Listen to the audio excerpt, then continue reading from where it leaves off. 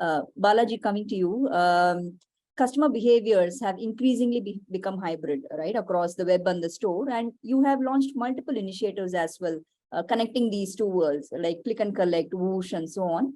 So can you give us a glimpse into some of these initiatives, and how do you think physical stores are evolving in the era of commerce? Yeah, I'm actually going to literally say like what Alicia said, right? We use a word called customers are researching online, but they come and shop in store. So that's the word that I would probably use, like you rightly mentioned.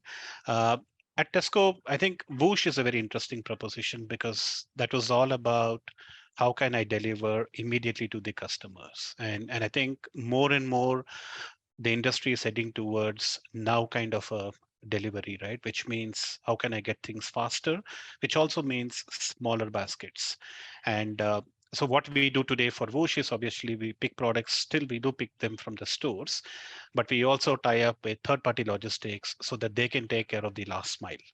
Uh, Coming to click and collect, like you rightly asked, it's a very interesting proposition where why did we introduce click and collect? It's purely because going back to what Cynthia rightly mentioned, right? Logistics is the biggest money burner for us. And it also means you are limiting your flexibility. So click and collect is an option where you still give those options to the customer from a convenience standpoint. They're able to shop online, they place an order.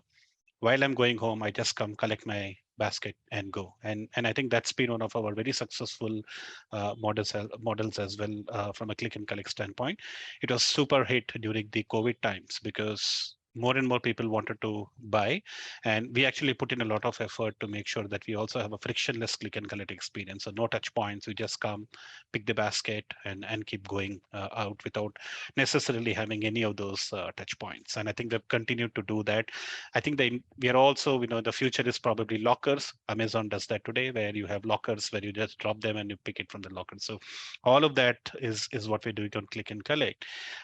Going back to the stores itself, I think stores still are absolutely key, right? I think there's no way the world is going to let go of stores. Cynthia rightly mentioned that there's always a different experience between looking and touching and feeling it. And for us, I think that still plays a very integral part of our journey.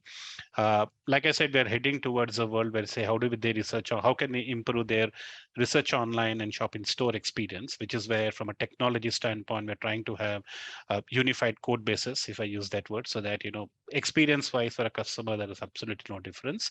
Uh, Plus things like what we have is something called as a scan as a shop, which means you can even eliminate standing on the queue, where you come, you scan the product yourself, you do the checkout, pay through your mobile and just walk out. No need to stand on the tills, and that way you save a lot of time of being on the queues as well.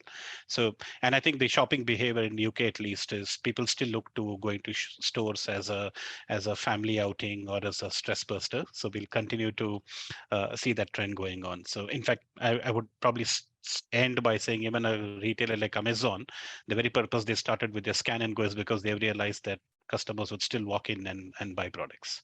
Absolutely, and I think totally agree with you that omni-channel is the next stage of evolution, right? And I think the ones who want to really have a long end game need to be there in all sorts of modalities.